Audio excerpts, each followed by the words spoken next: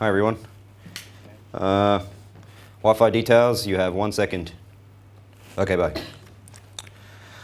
Right, what is WordPress CLI? Well, it's pretty much what it says. It's a command line interface for you to manipulate WordPress. So you don't have to play with the web UI. It was originally coded by Christy Berker and Andreas Creighton, and Daniel Buchhaber is mostly the main dude that looks after it, but if you've looked at their GitHub, the activity stream is pretty intense. I've not seen a Git that active for a while. What can you do? You can install and update WordPress, themes, plugins.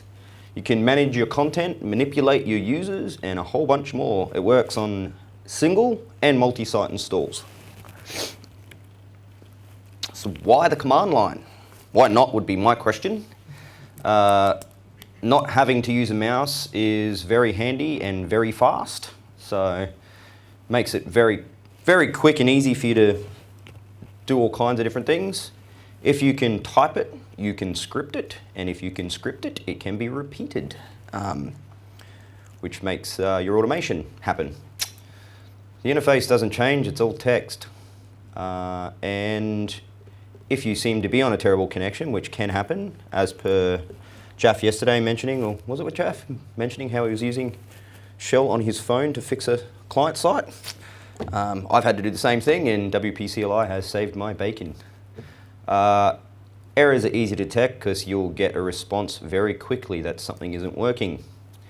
And if the command is documented correctly, you get help built in.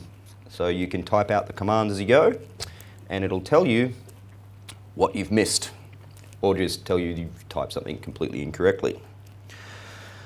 So the WP-CLI website tells you how to install it. I'm not going to go through that, but once you've installed and followed their instructions, you should get something like this at your prompt. As you can see, I'm running this on MAMP. It doesn't work on Windows very well. I haven't even tried, to be honest, but it should work on any flavor of Linux and Mac. Basic commands would be more the setup side of things. So I'm going to cover two kind of streams: basic commands and what I would call advanced commands, which is more manipulation of your environment when you've got it set up and running. I have notes to slow down, otherwise I'll talk too fast. Right, first thing you'd want to do is look at some of the common commands. WP core, kind of makes sense what you do with that one. WP plugin, same there. WP theme, and WP user. So the first one is WP core. And that allows you to install and configure your base WordPress install, whether that's a single site or multi-site. First, you have to download the core, whether that comes from cache or fresh.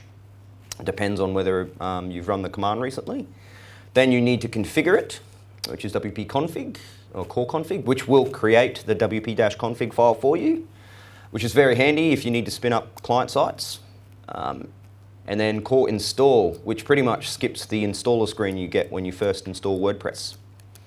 I've just given you a quick little thing there, which shows you what would run. I didn't do the output because I'll do a demo a bit later. You can install and activate plugins. You can chain the plugins too, so if you have a whole list of plugins you like to install, you can have them all on one line. And then you can activate them as you want. You can search for plugins. The plugin you need to, when you name the plugin you want to install, it's the slug for your plugin. So you can see that here. That's what you want to use. Unless you've got a very unique plugin, you can do the in quotations. And you can chain them and activate all at the same time. So install WooCommerce and WC vendors and activate them. Themes are pretty straightforward. A lot of the common commands are the same across most of the install stuff. So you get download, install, activate, search, and these search the WordPress org. So you can install themes, activate, search for themes, do all that kind of themey stuff. Users come in handy. If someone's forgotten their password, it's a good way to not have to touch the database or purge a user. You can just reset their password on the command line, which is pretty handy. One that's pretty good for people who haven't used WP-CLI very often is the dash prompt, and it'll just go through and prompt you for each of the user fields as you require, or you can just chain a nice big one like that. And then you can add roles and do all of the stuff you would usually do on the back end, but all without having to touch the back end.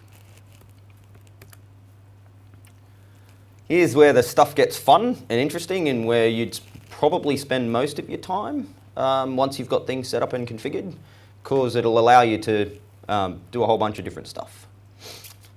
One that I thought that I use quite regularly is being able to manipulate posts on the command line. So being able to create a post on the command line, I actually have, I don't know if you guys know what Nagios is, but it's a server monitoring system, and I have an internal status blog for all my servers that will post relevant information to a status blog, so everyone on the network for the company I work for knows what's going on, and I do that all on the command line.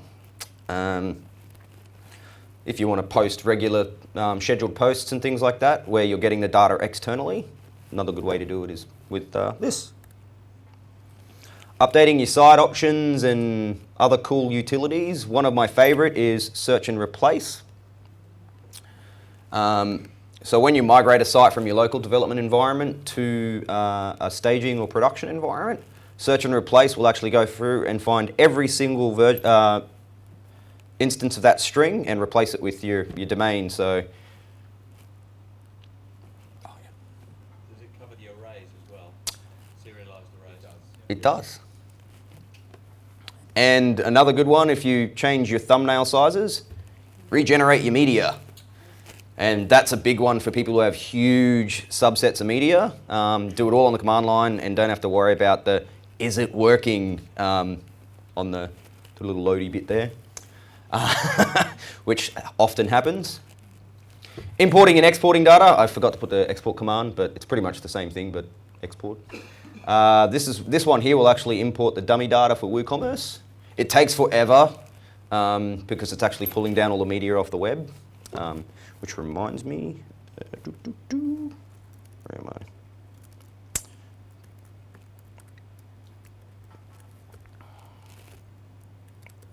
You will not be any.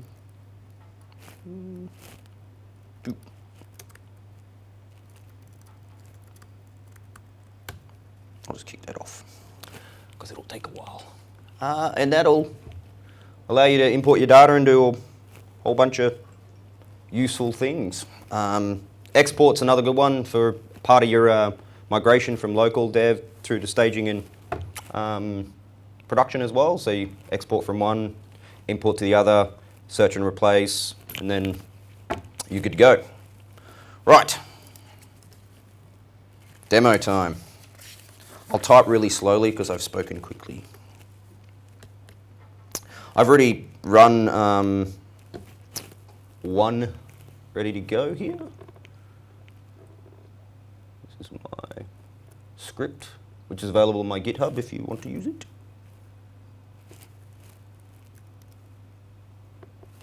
Oh no! Oh, I know why. I'm running the script twice. I broke it! And that one's going to break in a second too. Rightio. What we'll do is we'll just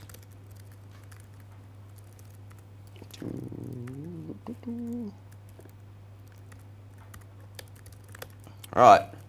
When you're inside, you have to be in a WordPress install. You can pass a path to your WP command. It's easy to just do it within the install when you're doing interactive. So.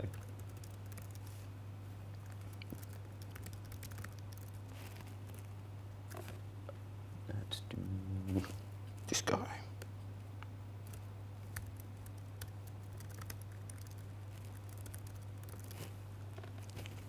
I'll search the database and tell me what current plugins are installed. So it gives you an idea of what's been installed. Anyone got a theme they like to use? Which one? How do you spell that? Quark. There you go. So then you could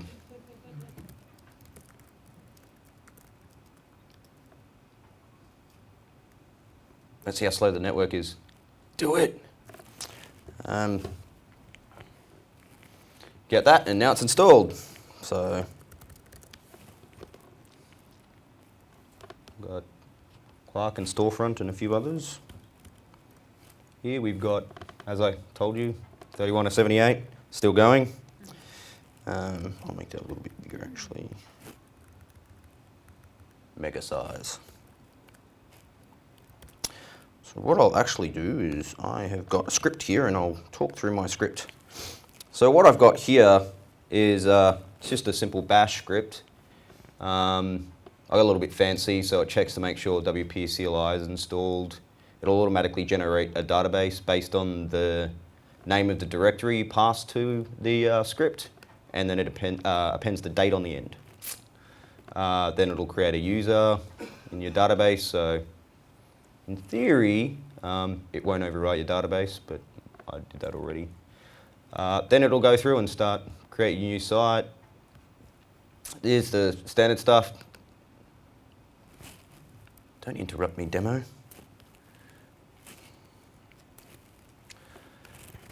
I like to remove the sample, just cause.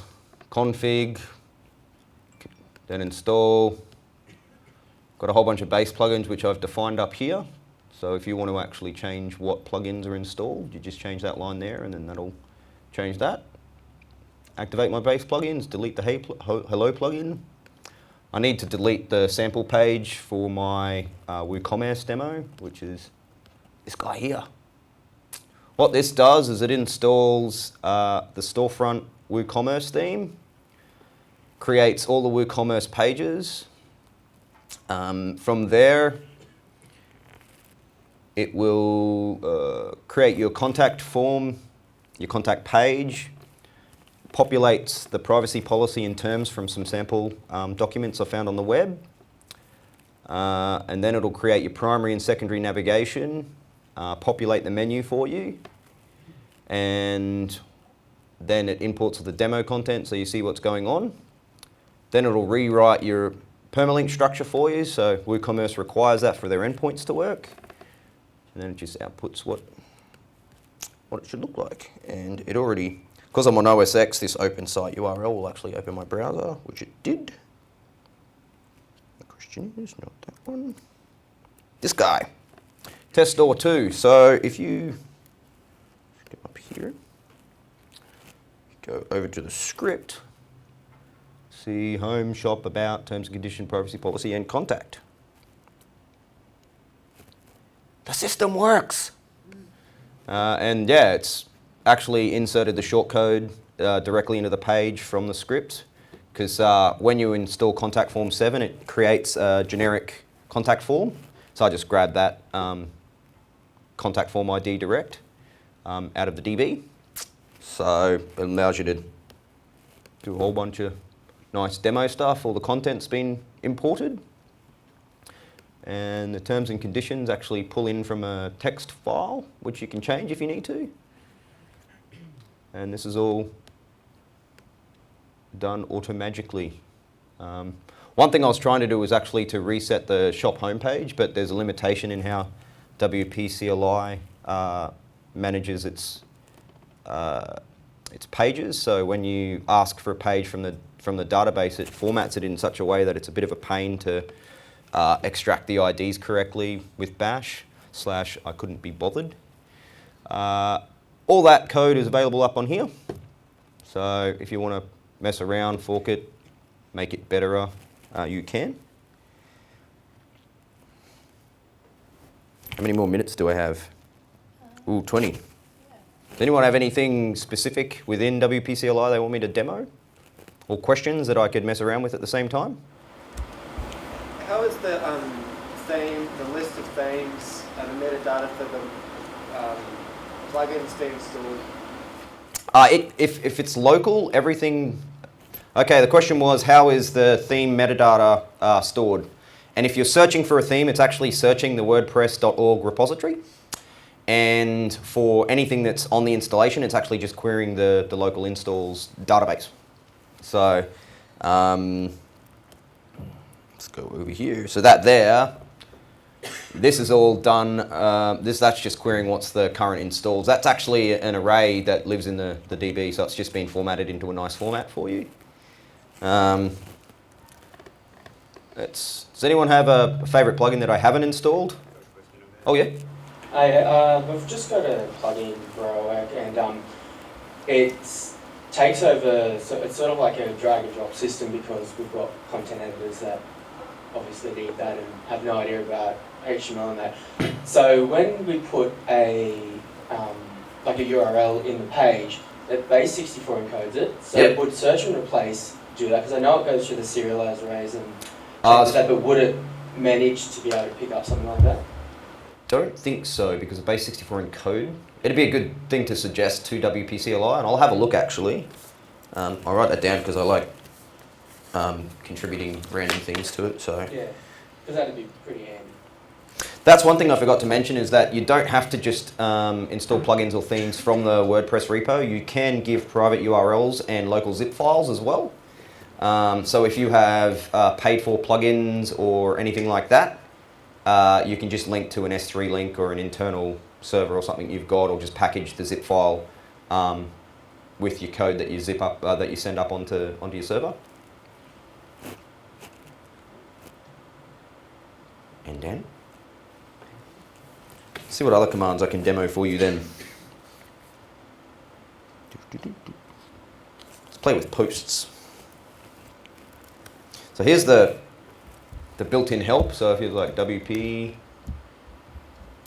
it'll actually tell you all of the different available. Oh, this is my fun one. It's one of my favorite commands actually. This allows you to generate skeleton code for custom post types, child themes, and taxonomies. So say you want to make an events post type.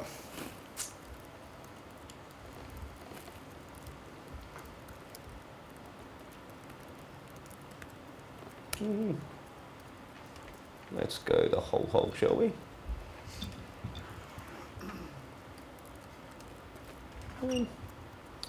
And you always want to be translatable.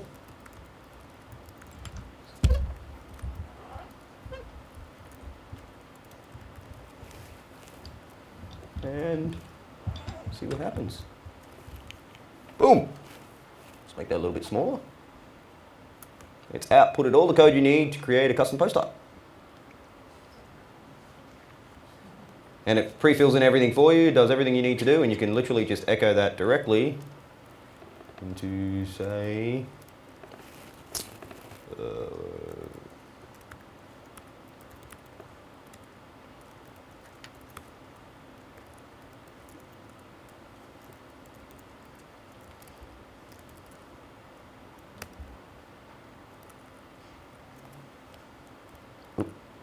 to go and get the password, because I got really fancy and it creates a password and I never set them the same. Somewhere up here.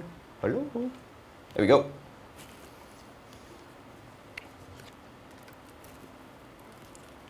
Come back over to here.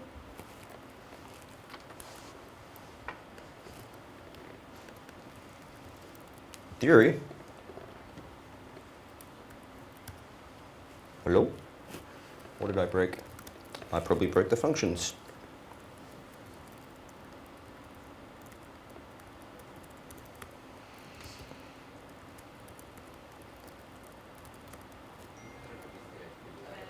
Yep.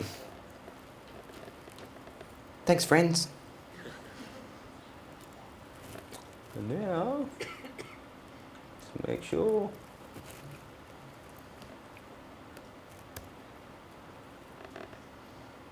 Hello. What? It's got the equals on the end. Oh wait, nope. It's going over here, that's why. That's what happens when you run too many terminals. Lesson learned, children. Just gonna go and see, is there any updates available? No, I just installed you. You can actually, all these things here are all stored in site options, so you could get fancy and find what those site options are in your database and delete those options or change the options. So when you log into the back end, everything's already been stopped nagging me.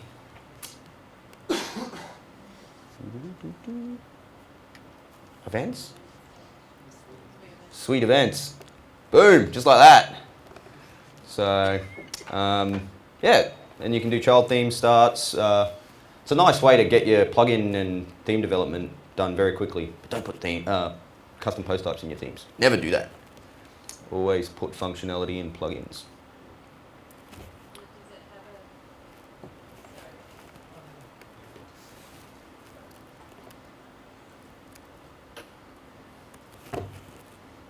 I was just wondering if you'd show us the starting a plugin, like. Oh, how that looks? Yeah. It's a scaffold for a plugin. Yeah. Where am I?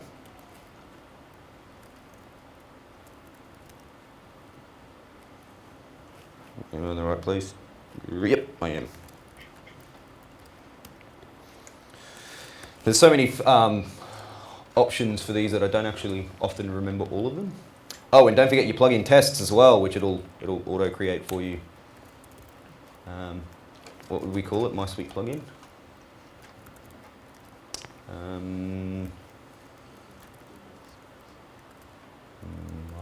Sweet Plugin. There we go. And what else do we need to add to that? Anything or no? Text domain. Always text domain.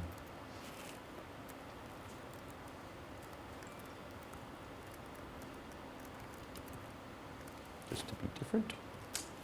And that should be all we need. Nope.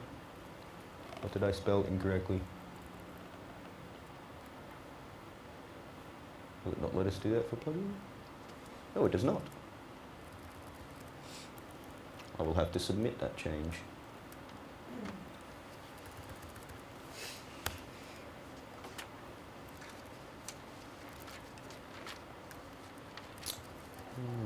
Fine.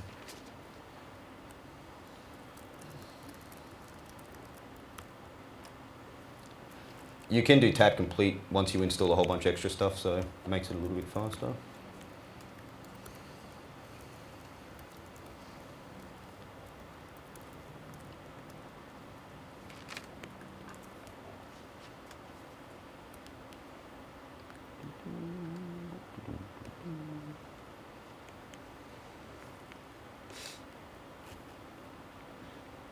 I have no idea why this is so slow. My Sweet Plugin. So what you get... Number 2. It's very much a skeleton. But you get everything you need. You get your PHP unit, your grunt file, so for your automations, for your minifiers and pot generation and all those kinds of things, all your tests and just the basic plugin file which has absolutely nothing in it. And then from there you could use that to scaffold just your base plugin template and then scaffold your custom post types and your custom taxonomies and have it all packaged up. And if you kind of know exactly what you want, you can get most of the skeleton of your plugin done in minutes. I was totally logged in. Yes? Hey Matt, I was just curious, do you use any extensions regularly for it? No? None. Okay, cool.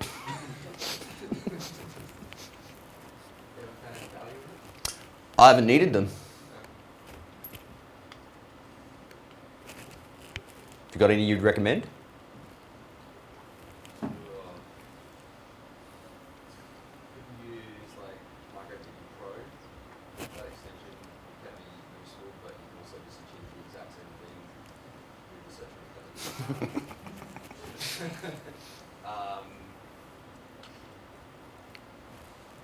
Because I think there was an X-Team one that I found like kind of useful where you could run it on remote hosts. Yep. But yeah, that's better. I was just curious, like if you've ever found like the real need for them, or I found a WooCommerce one, but they tried to get really fancy and it just blew up in their face, and that's why I ended up.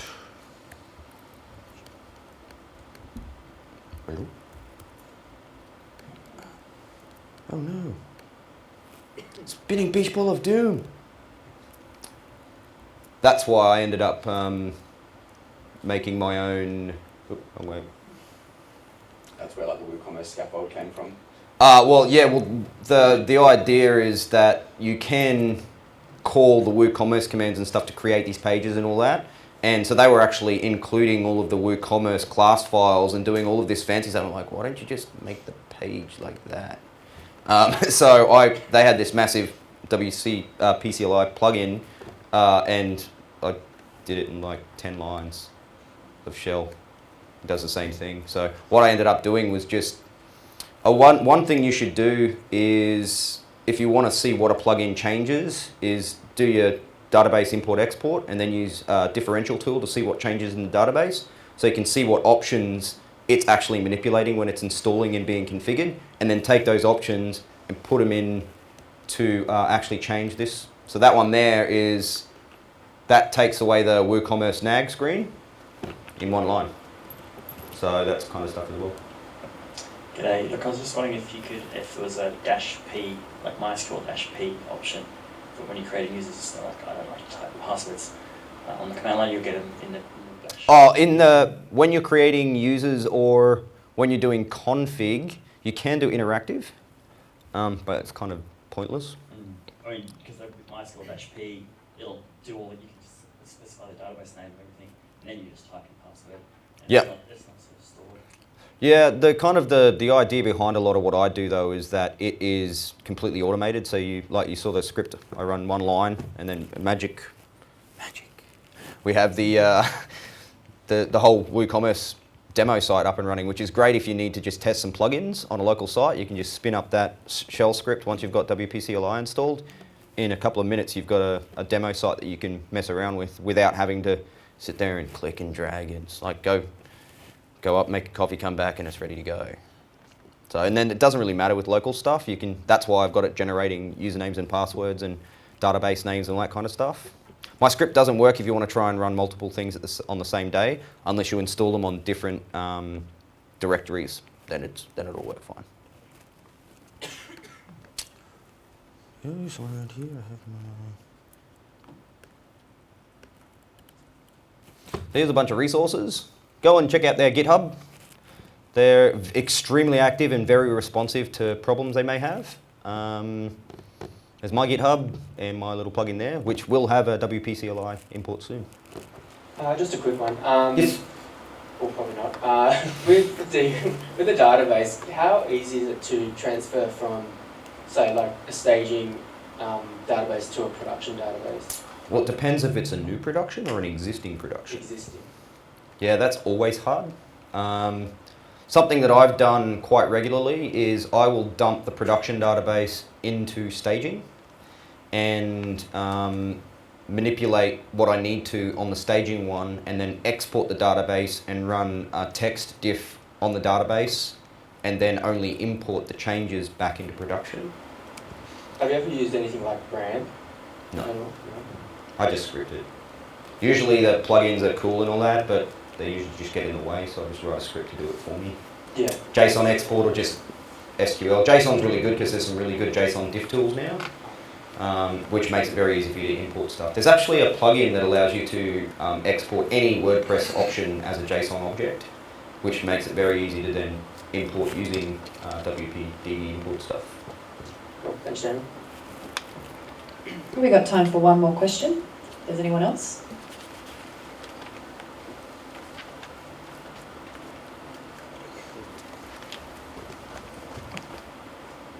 Thanks. How do you automate your deploys, and what other cool utilities have you put on your GitHubs? Most of my stuff is usually just, I don't like to polish a lot of my stuff before I put it up there. I just put it up there and hope that people use it or comment on it. most of it is shell script actually. I'm in the process of building a whole bunch of automated high availability WordPress infrastructure, which will be up there. That'll be a bunch of Docker files. They're not there yet. I've just got a whole bunch of random node tests that I've been doing. But this is probably the most polished repo minus my plugin that's up there at the moment. But feel free to fork it and give me some comments, or if you've got other scripts you want to add to it, because there's just a base WordPress and then a WooCommerce store, but you could probably build other ones that are like a forum, for instance, and then it'll auto-configure WP-Press. Or you could do social media based one, which will install other things. Thank you very much.